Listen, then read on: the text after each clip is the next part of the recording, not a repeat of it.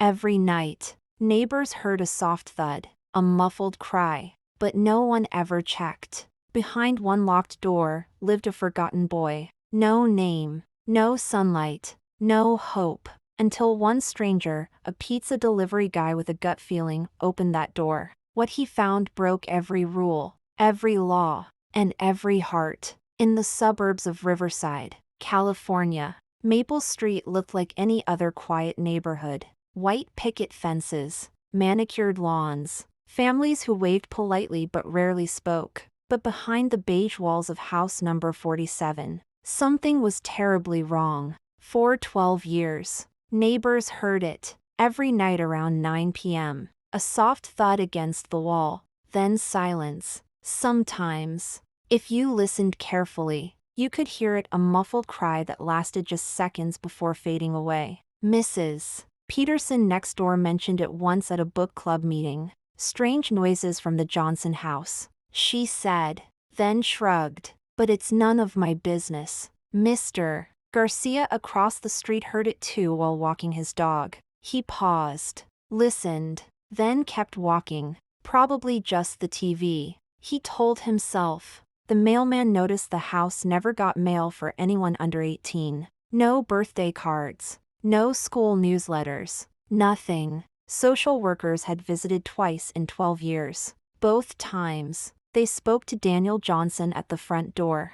Both times, they left satisfied with his explanations about his difficult son who was better off staying inside. No one pushed further. No one asked the right questions. Behind that locked bedroom door on the second floor lived Eli Johnson, 17 years old, autistic, forgotten by the world. He had been 5 when his father decided he was too much trouble for public spaces. Too loud, too different, too embarrassing. The room was small, a mattress on the floor, one window painted black from the outside so no light could enter, a bucket in the corner, meals pushed through a slot in the door twice a day. Eli had learned not to scream anymore. It never brought help, only anger from his father. So he rocked back and forth, hitting his head gently against the wall. The only comfort he knew, he had forgotten what his mother looked like. She had left when he was 6, unable to fight his father anymore, unable to save her son. For 12 years, Eli counted days by the sound of footsteps in the hallway. He created imaginary friends who lived in the shadows. He talked to them in whispers, afraid his father might hear. He didn't know there was a world outside where children went to school, where they played with friends, where they were loved. On March 15, 2019, everything changed. Tony Ramirez was having the worst shift of his life. 3 wrong addresses, 2 cold pizzas. And now he was standing in front of 47 Maple Street at 11:47 p.m. with an order that nobody had answered the door for. He was about to leave when he heard it. Thud, thud, thud. Tony stopped. He had worked pizza delivery for 4 years. He knew the difference between a TV and something else. He walked around the house, following the sound. It was coming from the second floor. That's when he saw it, a small hole in the black paint on one window. Light was seeping through. Tony climbed on a garbage can and peered inside. What he saw changed everything. The smell hit Tony first. Even through the glass, he could sense it. 12 years of human waste, unwashed sheets, and despair. The room was no bigger than a prison cell, maybe 8 feet by 10 feet. No furniture except a stained mattress thrown on the floor like garbage. But it was the boy that made Tony's stomach drop. 17 years old, but he looked 12. His body was skeletal, his clothes hanging off him like rags. His hair was long and matted, as if it had never been properly cut. The boy sat in the corner, rocking back and forth with mechanical precision. His forehead was bruised and calloused from years of hitting the same spot on the wall, over and over. Thud, thud, thud. This wasn't tantrum behavior. This was survival. This was a human being who had created his own rhythm to stay sane in hell. The walls told the story Tony wished he couldn't read. Scratch marks where fingernails had clawed for freedom. Dark stains where a growing boy had been forced to relieve himself in the corner for years. No books. No toys. No pictures. Nothing that suggested a childhood had ever existed in this space. The window had been painted black from both sides, but time and desperation had created small scratches in the paint, tiny glimpses where Eli had tried to see the world he'd been stolen from. In that moment, looking through that hole in the paint, Tony understood something that would haunt him forever. This wasn't just abuse. This was murder, the slow, deliberate murder of a child's soul. The boy's eyes were vacant, staring at nothing. He had learned not to hope for rescue because rescue had never come. Tony's hands shook as he called 911.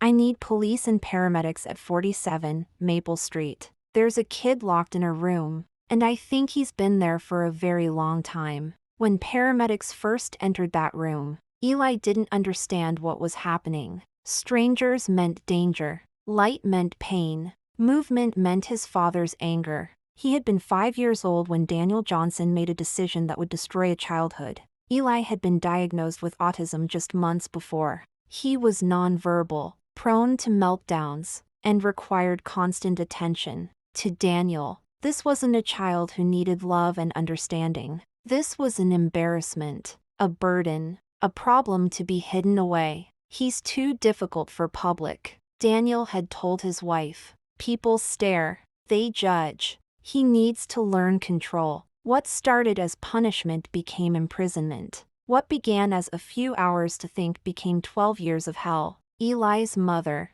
Sarah, had fought at first. She had pleaded, screamed, and threatened to call police. But Daniel was clever. He convinced her that Eli was dangerous to himself, that the room was therapeutic, that doctors had recommended isolation. None of it was true. By the time Sarah realized the horror of what was happening, Daniel had worn her down completely. She left when Eli was 6, unable to save her son but unable to watch his destruction either. Eli had been a bright child before the room. He loved music, spinning in circles until he was dizzy, and the feeling of different textures under his fingers. The room stole all of that. For 12 years, his world was 8 feet by 10 feet. His human contact was limited to his father shoving food through a slot twice a day. His only stimulation was the sound of his own head hitting the wall. He had created an entire language in his mind. He talked to imaginary friends who lived in the shadows. He counted ceiling cracks like other children count sheep. His body had adapted to captivity. His muscles had weakened from lack of use. His eyes had become sensitive to any light. His social skills had never developed past age 5. But his mind, his beautiful, autistic mind, had never stopped working. Even in hell, Eli had found ways to survive. He had memorized every sound in the house. He knew his father's footsteps from 3 rooms away. He had learned to predict meal times by the angle of light under his door. He was brilliant. He was broken. And he had been waiting 12 years for someone to care enough to look through a painted window. When the police broke down his door, Eli did the only thing he knew how to do. He rocked. He hit his head against the wall. And he waited for the strangers to leave him alone. He didn't know yet that his nightmare was finally over. The front door exploded inward at 12:23 a.m. Daniel Johnson was in his living room, calmly watching late-night television, when 6 police officers stormed into his house. He didn't run. He didn't resist. He just looked up from his recliner with the expression of a man who had been expecting this moment for 12 years. "Where is he?" Officer Martinez demanded, her hand on her weapon.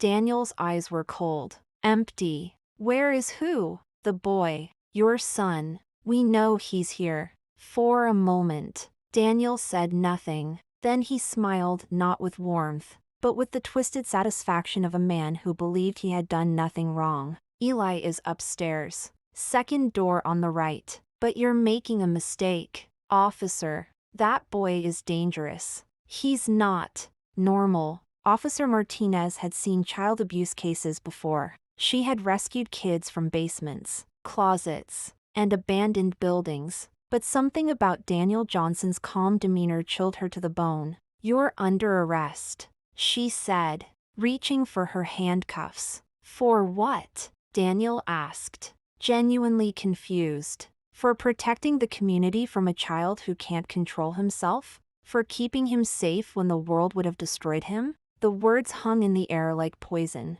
Detective Brooks, a 20-year veteran who had seen the worst of humanity, stepped forward. Sir, we've seen the room. We've seen your son. What you've done isn't protection, it's torture. Daniel's facade cracked for the first time. His voice rose, defensive and angry. You don't understand. He was violent. He would hurt himself, hurt others. The doctors said he needed structure, needed boundaries. What doctors? Detective Brooks pressed. Daniel's eyes darted away. Specialists. You wouldn't understand. Give me their names. Silence. Upstairs, paramedics were gently trying to coax Eli out of his corner. He hadn't moved since they entered. He sat rocking, his eyes fixed on the wall, as if strangers were just another hallucination his mind had created to cope.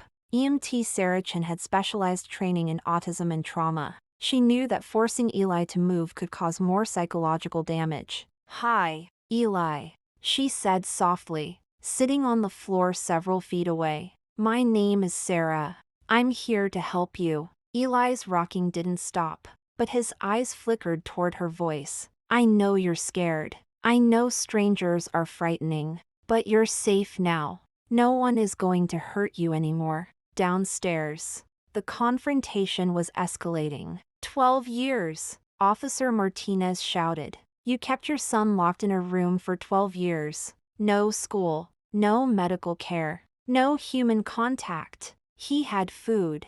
Daniel shot back. He had shelter. He had safety. Do you know what the world does to children like him? They mock them. They hurt them. I protected him from all of that. You destroyed him. Detective Brooks said quietly. You took a 5-year-old child and turned him into a prisoner in his own home. He's autistic, Daniel screamed, his composure finally breaking completely. He's not normal. He never will be. I did what needed to be done. The room fell silent except for the sound of handcuffs clicking into place. Daniel Johnson, Officer Martinez said, her voice steady despite her rage. You're under arrest for child abuse, false imprisonment, endangering the welfare of a minor, and kidnapping. You have the right to remain silent. As the Miranda rights were read, paramedics upstairs finally convinced Eli to let them carry him out of the room. He was so malnourished that EMT Chen could lift him like a child,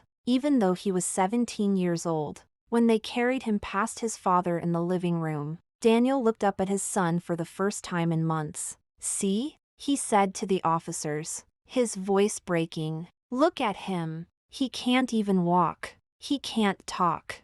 I was right to keep him hidden. The world isn't ready for children like him. Eli's eyes met his father's for just a moment. In that instant, 12 years of pain, confusion, and betrayal passed between them. Then Eli was carried outside into the night air, the first fresh air he had breathed in over a decade. Daniel Johnson was led away in handcuffs, still muttering about protection and safety and children who weren't normal. Behind them, 47 Maple Street stood empty, its terrible secret finally exposed to the world. The neighbors who had heard the thuds every night for 12 years watched from their windows as ambulances and police cars filled their quiet street. Mrs. Peterson called her book club friends.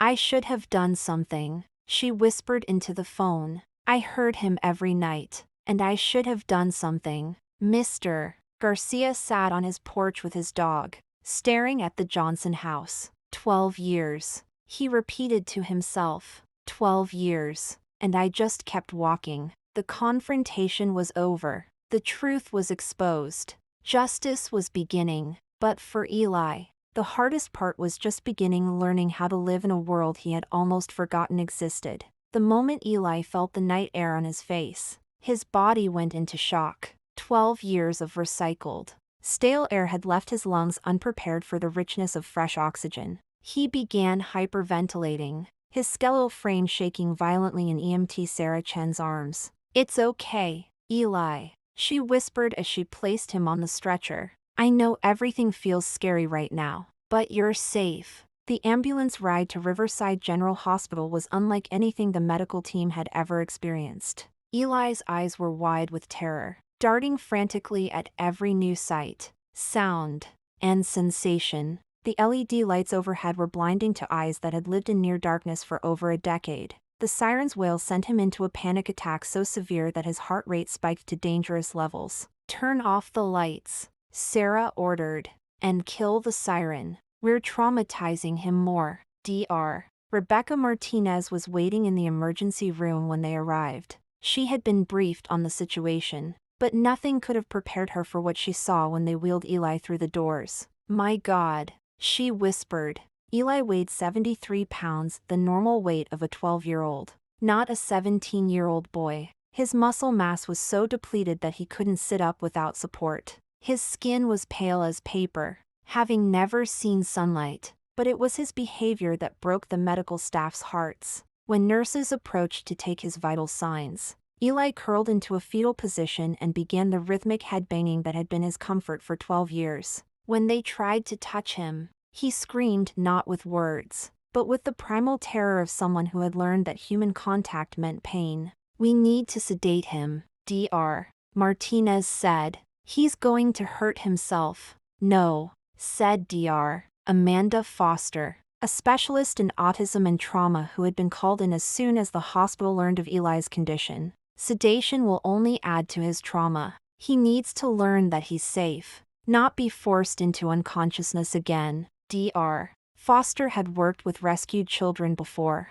but never one who had been isolated for so long. "Eli," she said softly, sitting on the floor beside his hospital bed, "I'm not going to touch you. I'm not going to hurt you.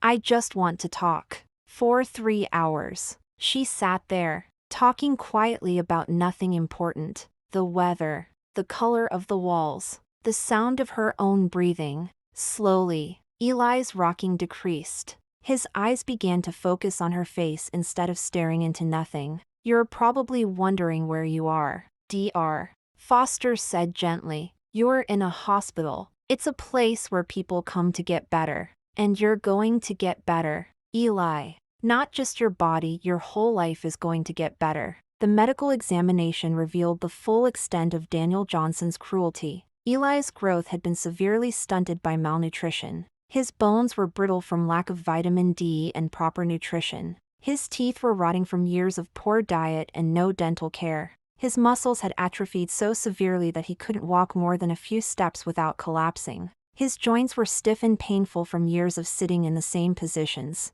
But the psychological damage was even more devastating. Eli had never learned to communicate beyond the most basic level. He couldn't write his own name. He didn't understand concepts like yesterday or tomorrow. Time had no meaning when every day was identical hell. He was terrified of doors opening. He panicked when lights were turned on suddenly. He couldn't eat solid food because his digestive system had adapted to the liquid nutrition his father had provided. "He's going to need years of rehabilitation," Dr. Martinez told the social workers who arrived that morning. "Physical therapy, occupational therapy, psychological counseling, speech therapy. This isn't just malnutrition, this is systematic destruction of human development." But there were signs of hope.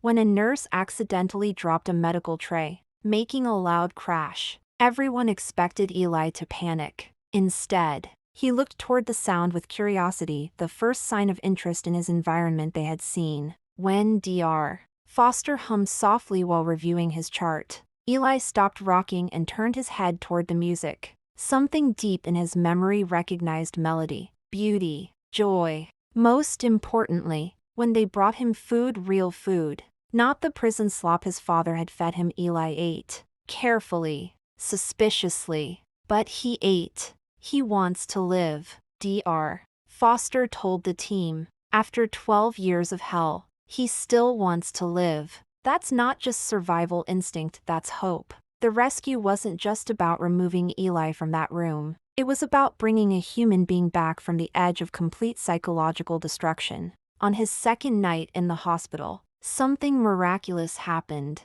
A nurse was changing his floor when Eli looked directly at her face and made a sound. Not a scream, not a cry, a soft vocalization that sounded almost like, "Thank you." It was the first word anyone had heard him speak in 12 years. The rescue was complete. The healing could finally begin. But in the hallways of Riverside General Hospital, hardened doctors and nurses wept for a 17-year-old boy who was having to learn how to be human all over again. 3 weeks after his rescue, Eli spoke his second word, music. It happened during a physical therapy session when Dr. Lisa Park was trying to help him strengthen his atrophied leg muscles. The hospital's sound system was playing soft classical music in the background, and suddenly Eli stopped his exercises, pointed toward the speaker, and whispered the word that would change everything. "Music," he said again, clearer this time. Dr. Park immediately called Dr. Foster. Within an hour, they had a music therapist at Eli's bedside with a small keyboard. When Sarah Kim, the music therapist, played the first note, something extraordinary happened. Eli's constant rocking stopped. His face, which had remained expressionless for weeks, showed the first glimpse of wonder. "He remembers," Dr. Foster whispered to the teen watching from the doorway. Before the room, before the isolation, he was just a little boy who loved music. The healing process was unlike anything the medical team had ever witnessed. Eli's body was slowly responding to proper nutrition and medical care. He had gained 8 pounds in 3 weeks. His skin was beginning to show color as vitamin deficiencies were corrected. Physical therapists worked with him daily to rebuild muscles that had forgotten how to function. But it was his mind that amazed everyone. Despite 12 years of isolation, Eli's intelligence was intact. When occupational therapist Jennifer Walsh introduced him to simple puzzles, he solved them with startling speed. His pattern recognition skills were extraordinary, a gift of his autistic mind that even imprisonment couldn't destroy. "He's brilliant," Jennifer told Dr. Foster after their third session. "His cognitive abilities are remarkable. He processes visual information faster than most adults." Communication remained the biggest challenge. Eli understood much more than he could express. He would point, gesture, and make sounds, but forming words was still incredibly difficult. Speech therapist Maria Rodriguez worked with him using picture cards and simple sign language. The breakthrough came when she showed him a card with the sun on it. Eli stared at the image for a long time.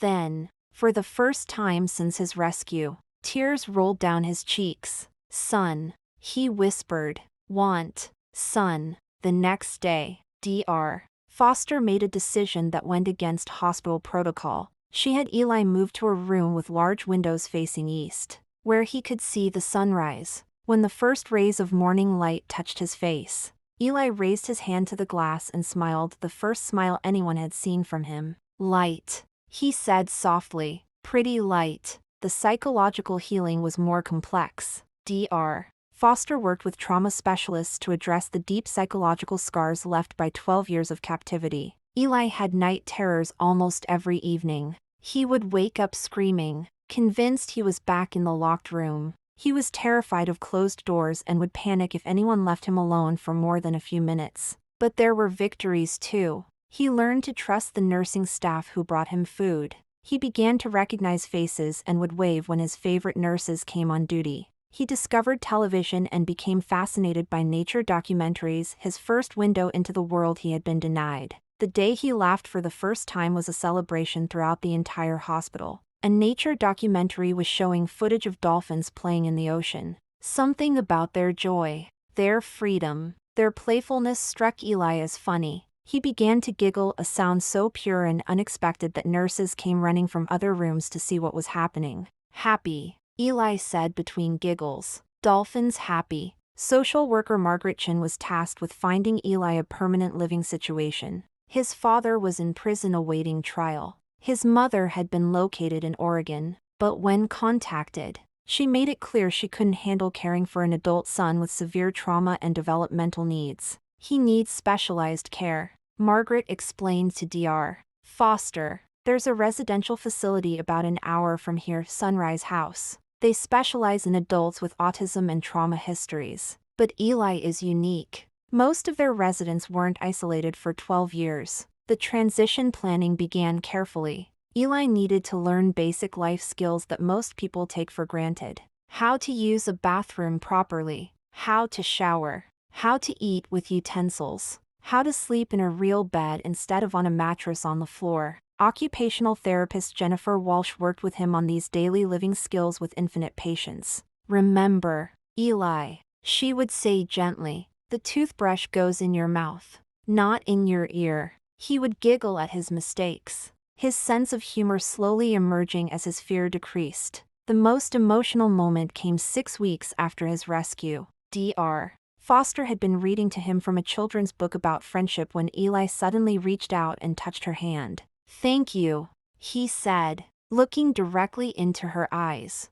"Thank you for finding me." It wasn't Tony, the pizza delivery driver, who had found him, but Eli didn't understand the distinction yet. To him, Dr. Foster represented everyone who had cared enough to help. "You're welcome, Eli," she said, fighting back tears. "But you found yourself. You survived 12 years of hell, and you're still here. You're still fighting. You're the bravest person I've ever met." Progress wasn't always linear. Some days Eli would regress, becoming nonverbal and withdrawn. Other days he would have breakthrough moments that astounded his care team. But every single day, he was learning that the world could be kind, that people could be trusted, that he was worth saving. The healing had begun, and nothing would ever be the same. In his journal, Dr. Foster wrote, "Day 42 post-rescue. Eli asked me today what normal means. I told him that normal is different for everyone, but for him, normal means being safe, being loved, and being free to grow into whoever he's meant to become." He smiled and said, "I like that normal. So do I, Eli. So do I." 5 years have passed since Tony Ramirez looked through that painted window and changed a life forever. Today, Eli Johnson is 23 years old. He lives at Sunrise House, a specialized residential facility nestled in the hills outside Riverside, California. It's nothing like the prison his father created. It's a place of healing, growth, and hope. His room has 2 large windows that he insisted remain uncovered. Every morning, he sits by the east-facing window and watches the sunrise, something he calls his daily miracle. The walls are covered with pictures he's drawn, mostly of the sky, trees, and the dolphins he fell in love with during those nature documentaries. Eli has learned to communicate using a combination of spoken words, sign language, and assistive technology. His vocabulary has grown from 2 words to over 500. He can't speak in complex sentences yet, but his thoughts are clear and his emotions are rich. "Happy here," he told his care coordinator last month. "Safe here, people kind here." Music remains his greatest passion. He's learned to play the keyboard and has composed simple melodies that his music therapist describes as hauntingly beautiful. When he plays, you can hear 12 years of pain transformed into something that touches the soul. His favorite song is one he wrote called "Window Light." The staff at Sunrise House often find him playing it in the common room, lost in the melody, finally free to express emotions he had buried for over a decade. Physically, Eli has made remarkable progress. He's gained 45 pounds and now stands at his full height of 5 feet 8 inches. He can walk, run short distances, and even enjoys swimming in the facility's therapy pool. The water reminds him of those dolphins that first made him laugh. Dr. Amanda Foster still visits him monthly. She's become more than his doctor, she's the closest thing to family he has. "Eli teaches me something new every time I see him," she says. "His capacity for forgiveness, his ability to find joy in the smallest things, it's humbling. He's shown me what resilience really looks like." Eli has learned about his father's trial and conviction. Daniel Johnson was sentenced to 25 years in prison and will be eligible for parole in 2035. When Eli was told about the sentence, his response surprised everyone. "I hope he gets help," Eli said quietly. He was sick inside, made him do sick things, even after everything he endured. Eli's first instinct is compassion, not revenge. His daily routine at Sunrise House is carefully structured but filled with choices, something he treasures after years of having no control over his life. He wakes up at 6 a.m. and watches the sunrise. After breakfast, he has physical therapy, followed by art therapy where he's discovered a talent for drawing. Afternoons are for music therapy and life skills training. Evenings are for socializing with other residents and watching his beloved nature documentaries. He's made friends, something he never thought possible. Marcus, a resident with Down syndrome, has become his best friend. They communicate mostly through gestures and shared laughter, proving that connection transcends words. Marcus funny, Eli says when asked about his friend. Makes Eli happy every day. Eli has also maintained a special relationship with Tony Ramirez, the pizza delivery driver who saved his life. Tony visits every few months, bringing pizza, which remains Eli's favorite food. He's my hero, Tony says. People call me a hero for calling 911, but Eli is the real hero. He survived 12 years of hell and came out of it with a heart full of love. That's heroic. During their visits, Eli always asks Tony about the outside world. He's fascinated by Tony's stories about delivering pizzas, meeting different people, and driving through the city at night. Someday, Eli told Tony last Christmas, want to ride in pizza car, see the world Tony sees. It's a goal his care team is working toward.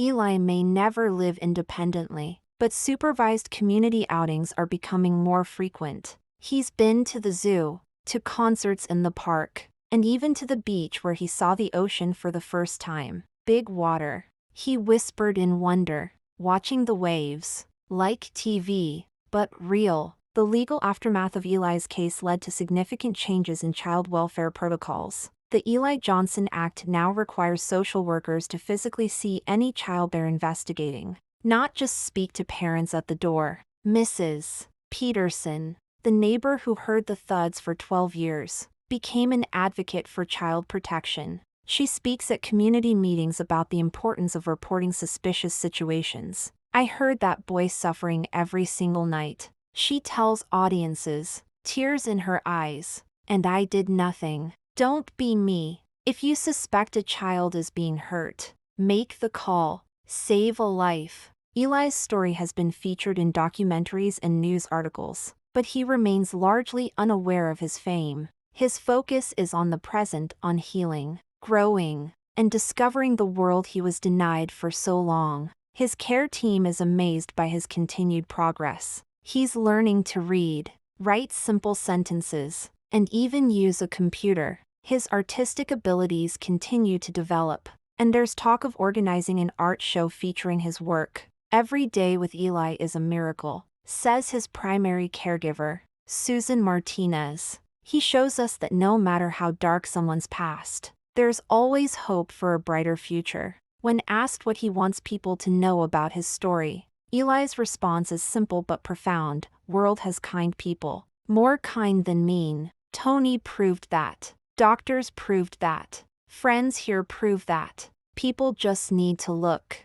need to care, need to help when someone hurts. Eli Johnson survived 12 years in hell and emerged with his humanity intact. He's living proof that love, patience, and proper care can heal even the deepest wounds. His favorite phrase, which he learned from Dr. Foster, is new day, new hope.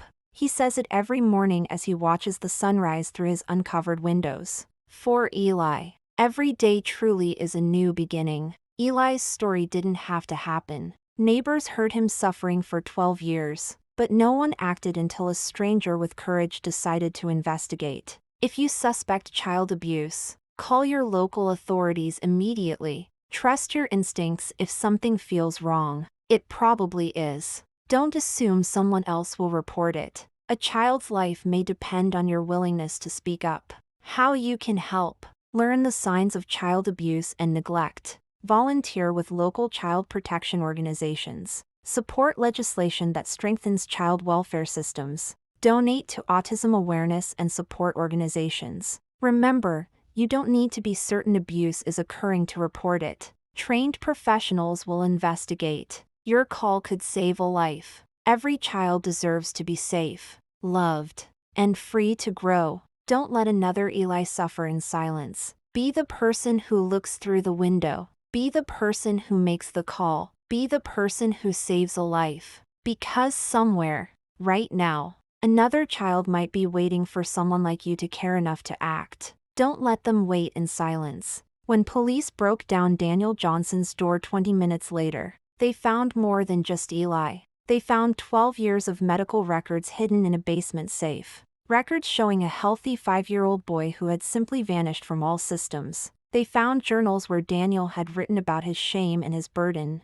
They found a community that had heard the cries for help and chosen silence. Eli was rushed to the hospital, blinking in real light for the first time in over a decade. He couldn't speak. He couldn't walk properly. His muscles had atrophied from years of confinement. But he was alive. Daniel Johnson was sentenced to 25 years in prison for child abuse, false imprisonment, and endangering the welfare of a minor. The neighbors who had heard the thuds every night were left with a question that would haunt them forever. What if we had acted sooner? Today, Eli is 23. He lives in a specialized care facility where he's learning to communicate through assistive technology. He's discovered music. He loves the feeling of sunlight on his face. His favorite food is pizza. Tony Ramirez still delivers pizzas. But now, when he hears something that doesn't sound right, he doesn't walk away. He acts. Because sometimes, being a hero isn't about being strong or brave.